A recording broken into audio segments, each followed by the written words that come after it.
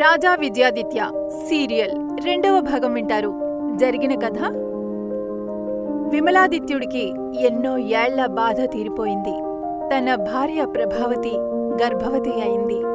విశ్వనాథ శర్మ చెప్పినట్టుగానే తన సామ్రాజ్యానికి వారసుడు వస్తున్నాడు అని ఎంతో సంతోషపడ్డాడు. 9 మాసాలు పూర్తి అవడంతో మహారాణికి పురిటి నొప్పులు మొదలయ్యాయి. ఇంతలో అనుకోని విధంగా ప్రభావతి జన్మస్థానం నుండి భగభగమని పొగలు వస్తున్నాయి. అది చూసి మంత్రసానులు ఆశ్చర్యపోయారు. 2 నాలుకలతో చిర్రు బుస్సుమణుచూ ఒక నాగేంద్రుడు పుట్టాడు. పుట్టగానే చూసిన మంత్రసాని దెయ్యమని కేకేసి పరుగున వెళ్లబోయి పడిపోయింది. ఇంకొక మంత్రసాని పాము పాము అని అరుస్తూ బయటికి పరిగెత్తింది. పాము పాము అని చెలికత్తులు దాసులు కూడా పరిగెత్తి పారిపోతుండడంతో ఏం జరిగింది అంటూ మంత్రి మహారాజు బయటకు వచ్చారు. శేషుడు పుట్టాడు మహామంత్రి, శేషుడు పుట్టాడు అని ఒక మంత్రసాని చెప్పింది వినగానే మహారాణికి శేషుడు పుట్టాడా అని నిర్ఘాంతపోయి మూర్ఛపోయాడు మహారాజు. మహామంత్రి మాత్రం ధైర్యం తెచ్చుకుని, కంగారు పడకండి, అన్ని తలుపులు మూసేయండి, ఎవరూ బయటకు వెళ్ళవద్దు, అందరూ రహస్య మందిరం దగ్గరకు వచ్చేయండి, ఇది మహామంత్రి ఆజ్ఞ అన్నాడు. మహారాజు దగ్గరకు వెళ్లిన మహామంత్రి నీళ్లు చల్లాడు. అయినా మహారాజు లేవకపోవడంతో ఆయన్ని పాన్పుపైన పడుకోబెట్టమని ఆదేశించాడు. 4 భటులు మహారాజును పాన్పుపైన పడుకోబెట్టారు. అక్కడే ఉన్న గిరిజ మంత్రసానిని చూసి, మంత్రసానిగారు, మీరు రాణిగారిని వదిలి రాకండి, నేను కూడా ఉంటాను మీతోనే అని అక్కడ ఉన్న చెలికెత్తెలను తీసుకుని రాణి దగ్గరకు వెళ్ళింది. పుట్టగానే బుసకొట్టిన శేషుడు చుట్ట చుట్టుకుని పడుకున్నాడు. గిరిజతో లోనికి వెళ్లిన మంత్రసానులు ధైర్యంతో తెలివిగా ఒక బట్ట శేషుడిపై కప్పి లేవకుండా ఆ బట్టను మడిచి ఉంచారు. పడుకుని కళ్ల వరకు పమిటి కొంగు కప్పుకుని విలిపిస్తున్న ప్రభావతిని చూసిన గిరిజ అమ్మా అని ఆమె మీదకు ఒరిగి ఆమె తల పట్టుకుని బోరున ఏడ్చింది. గిరిజను రాణి పట్టుకుని గిరిజా నా చెలి అని బోరున ఏడ్చింది. చెలులారా, మన ఆశలన్నీ అడియాశలైపోయాయి కదా, మన ఆనందమంతా నేల పాలైపోయింది కదా, ఈ వింత ఎక్కడా వినలేదు కనలేదు. నాగేంద్రుడు నా కడుపున పుట్టడమేమిటి చెలి, ఈ బాధ నేను ఎలా భరించనే తల్లి, ఇప్పుడు ఏం చెయ్యాలి, ఇదంతా నా కర్మమే అని బాధపడుతోంది రాణి. గిరిజ, నువ్వు రాణిగారికి ధైర్యం చెప్పాలి, అంతేగాని నువ్వే బాధపడితే ఎలా అని ఒక పెద్ద మంత్రిసాని గిరిజతో మాట్లాడి, అమ్మా మహారాణి, నేను మీకు చెప్పదగిన దానిని కాదు, మేము కూడా బాధపడుతున్నాము, కాని ఏమీ జరగలేదు అన్నంత ధైర్యం తెచ్చుకోండమ్మా. అక్కడ మహారాజుగారు స్పృహ లేకుండా ఉన్నారు, మీరు అందరూ ధైర్యం తెచ్చుకుని ఆయనకు కూడా ధైర్యం చెప్పండి అంది. రాజుని తలంచుకున్న ప్రభావతి, మహారాజా, మనం ఎంత దురదృష్టవంతులం కదా అని మళ్లీ ఏడుపు మొదలుపెట్టింది. అమ్మా మహారాణి, మీరు గుండె దిటవు చేసుకోండమ్మా, బాధపడకండి, రాణివాసంలోనే ఉన్న మహారాజుగారికి తెలివి వచ్చిందో లేదో చూసి వస్తాను అని అంది గిరిజ. మహామంత్రి విష్ణుక్రాంతగారు అందరినీ తొందరగా రహస్య మందిరానికి రమ్మని పిలుస్తున్నారు. మంత్రసానులు, మీరు కూడా రండి, గిరిజ, ఎక్కడెక్కడ ఎవరెవరున్నారో వారందరినీ తీసుకుని అక్కడికి వచ్చేసేయ్ అంది కంగారుగా ఒక చెలికెత్తె. క్షణాల్లో అందరూ రహస్య మందిరానికి చేరారు. మహామంత్రి అందరినీ చూసి, రాణివాసంలో పనిచేసే యువతలారా, మీ అందరికీ చెప్పేదేమిటంటే, మహారాణికి శేషుడు పుట్టాడన్న విషయం ఎక్కడా తెలియనివ్వకూడదు. మహారాజుకి మగపిల్లవాడు పుట్టాడు అనే అందరికీ చెప్పాలి. ఎక్కడైనా ఎవరి ద్వారానైనా ఈ విషయం బయటకు తెలిసిందా, వారి ప్రాణాలు ఉండవు, జాగ్రత్త. మంత్రసానులు, మీరు కూడా గుర్తుంచుకోండి, ప్రభావతికి మగబిడ్డ పుట్టాడని చెప్పండి, తెలిసిందా? ఇది మహామంత్రి విష్ణుక్రాంత ఆజ్ఞ అని అన్నాడు. అలాగే మంత్రివర్య అన్నారు పరిచారికులందరూ. సరే, ఇక్కడి నుంచి వెళ్ళండి, మీ పనులు మీరు ఎప్పటిలాగే చేసుకోండి, నేను వెళ్ళమని చెప్పేదాకా ఎవ్వరూ రాణివాసం విడిచి వెళ్లడానికి వీలులేదు, గుర్తుంచుకోండి అని మంత్రి విష్ణుక్రాంత చెప్పాడు. అందరినీ పంపించేసి అక్కడే ఉన్న ఆ రాజ్య సేనాధిపతి సోమనాథవర్మతో, సోమనాథవర్మ, ఒక సైన్యాధ్యక్షుడిగా ఈ రాజ్యాన్ని కాపాడవలసిన బాధ్యత నీకెంతుందో ఈ రహస్యాన్ని కూడా దాచవలసిన అవసరం కూడా అంతే ఉంది. ఎవరికైనా ఈ విషయం పొరపాటున కూడా పొక్కినా అది నీ అసమర్థతే అవుతుంది. కావున ఎల్లవేళలా ఈ విషయం గురించి అప్రమత్తమై ఉండు. ఈ రహస్యం రహస్యంగానే ఉండాలి. ఏ మాత్రం బయటకు తెలిసినా ముందు నిన్నే అనుమానించాల్సి వస్తుంది. గుర్తుపెట్టుకో, ఈ విషయంలో రాజుగారు చాలా గట్టిగా ఉన్నారు అన్నాడు. సరే మంత్రివర్య, ఈ విషయం ఇక నాకు వదిలేయండి. బయట వారెవ్వరికీ తెలియకుండా ఈ రహస్యం నేను దాచిపెడతాను. నాది హామీ అని వాగ్దానం చేశాడు సోమనాథవర్మ. తర్వాత మహారాజు దగ్గరకు వెళ్ళాడు. ఈలోపు అక్కడే ఉన్న వైద్యులు చేసిన వైద్యం వల్ల రాజుకు తెలివి వచ్చింది.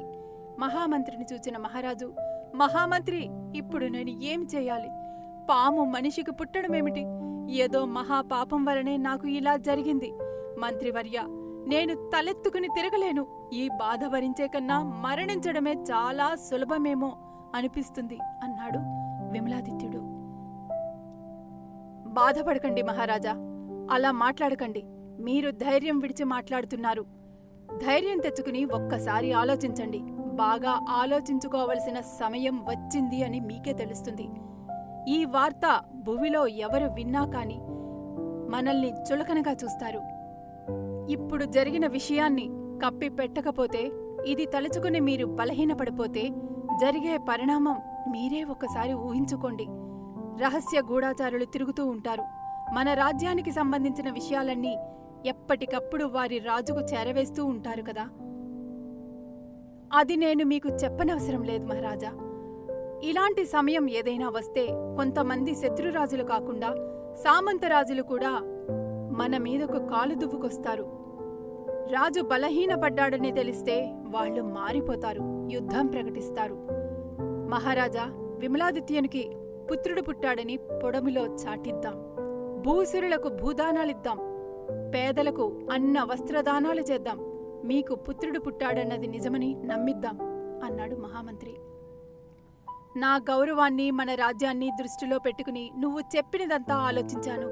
కాని మహామంత్రి, ఇది అంత చిన్న విషయం కాదు. ఏ సమయంలోనైనా బిడ్డను చూపించవలసి వస్తే ఎలా చూపిస్తావు అన్నాడు రాజు. అవును మహారాజా, ఇది చిన్న విషయం కాదు. నా కొడుకును మీ కొడుకుగా చూపిస్తాను అని మహామంత్రి చెప్పడంతో విష్ణుక్రాంత అని ఆశ్చర్యంగా చూశాడు మహారాజు.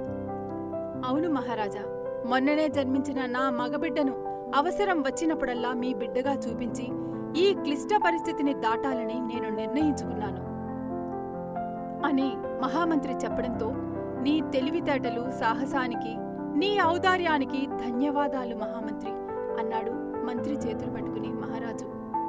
ఇంతకుముందు తమరు నువ్వు మంత్రివి కావు, నా సోదరునితో సమానం అన్న మాటలు నాకు ఎంతో స్ఫూర్తినిచ్చాయి మహారాజా. సోదరుని వంటి మహారాజుకు ఈ మాత్రం చేయకపోతే నేను మంత్రిని అనిపించుకోను ప్రభు అని చెప్పాడు మంత్రి. విష్ణుక్రాంత అని రాజు మంత్రిని దగ్గరకు తీసుకోవడంతో, మహారాజా, మీరు నిశ్చింతగా ఉండండి.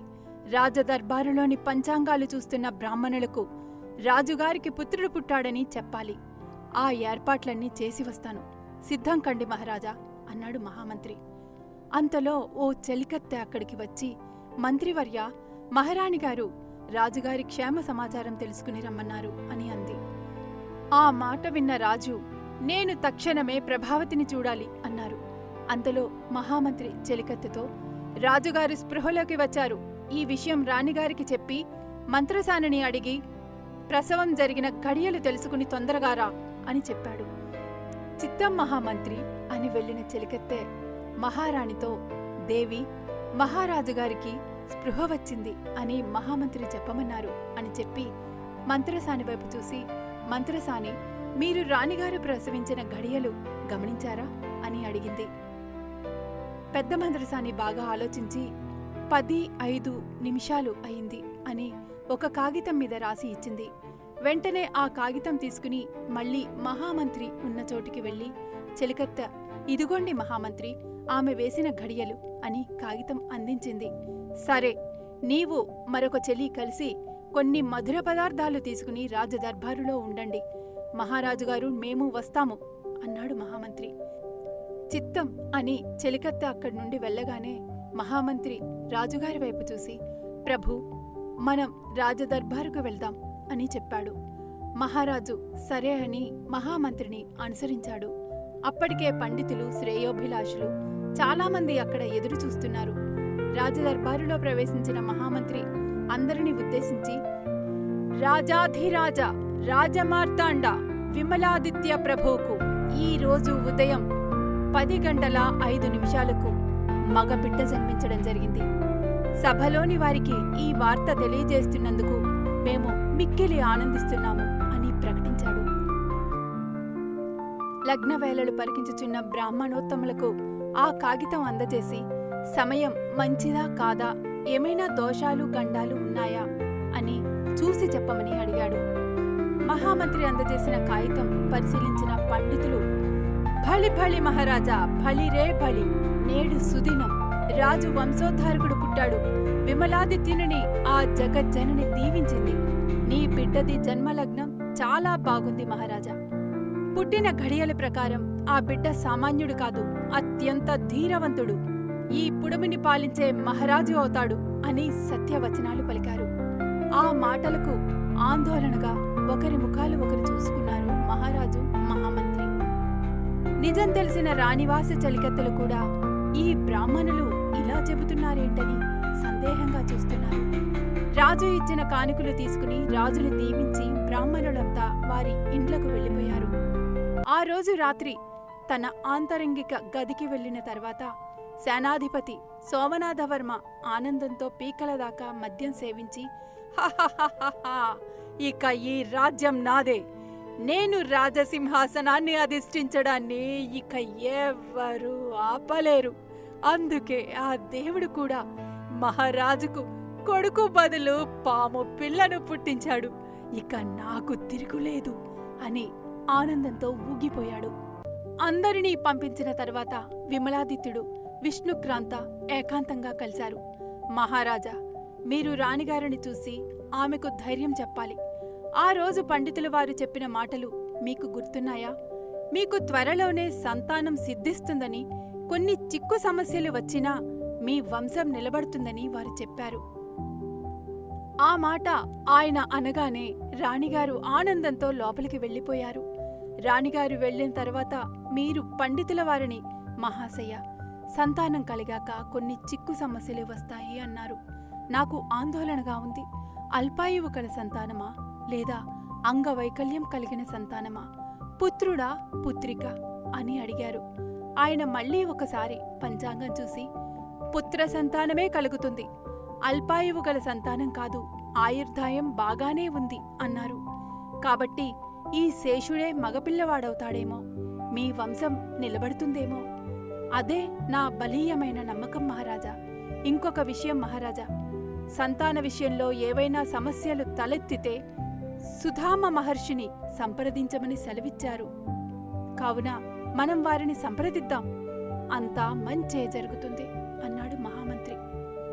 నీ మాటలు నా హృదయ భారాన్ని తొలగిస్తున్నాయి విష్ణుక్రాంత అని కొంత ఉపశమనం పొందాడు మహారాజు.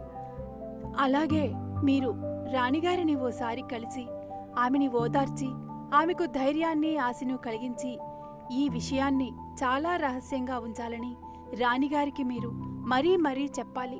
అలా చేయండి మహారాజా అన్నాడు మహామంత్రి. సరే అన్న మహారాజు మహారాణి మందిరానికి వెళ్ళాడు. రాజుని చూడగానే ప్రభూ అని చేతులు చాచింది ప్రభావతి. రాణి అని రాజు ఆమె మంచం దగ్గరకు వెళ్ళి ఆమెను గుండెకు హత్తుకున్నాడు. ఇరువురి హృదయాల్లో ఉన్న బాధంతా కన్నీరుగా మారి ప్రవహించింది. కొంతసేపటికి మన ఆశలన్నీ అడియాశలయ్యాయి ప్రభు, బాధగా అంది రాణి. అలా నిరాశ చెందకు ప్రభావతి, మనకు కలిగిన ఈ శేషుడే పిల్లవాడై తిరుగుతాడు.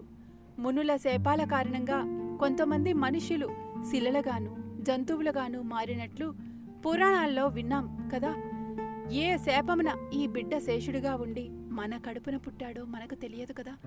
రాణి, నీకు గుర్తు ఉందా? ఒకనాడు ఒక ఉద్దండ పండితుడు వచ్చారు. ఆయన మనకు సంతానం కలుగుతుంది అని చెప్పారు. ఆయన ఆ మాట అనగానే నువ్వు చాలా ఆనందించావు. ఆ పండితులు కొన్ని సమస్యలు వచ్చినా మీ వంశం నిలబడుతుంది అన్నారు. ఆయన మాట ప్రకారం ఈ శేషుడినే పిల్లవాడు అవుతాడని ఆశగా ఉంది నాకు అన్నాడు విమలాదిత్యుడు. తరువాత ఏం జరుగుతుంది? మహారాజు అన్నట్లు శేషుడు పిల్లవాడుగా మారతాడా? విష్ణుక్రాంత తన బిడ్డని రాజుబిడ్డగా చూపించడంలో ఏమైనా దురుద్దేశం ఉందా? సోమనాథ శర్మ తను అనుకున్నట్లే సింహాసనాన్ని సొంతం చేసుకుంటాడా? సుధామ మహర్షి వీళ్ల సమస్యకి ఏమైనా పరిష్కారం చెబుతారా? ఈ ప్రశ్నలన్నింటినీ సమాధానం తెలుసుకోవాలి అంటే వింటూనే ఉండండి రాజా విజయాదిత్య సీరియల్ మీ తపస్వి ఆడియో స్టోరీస్లో.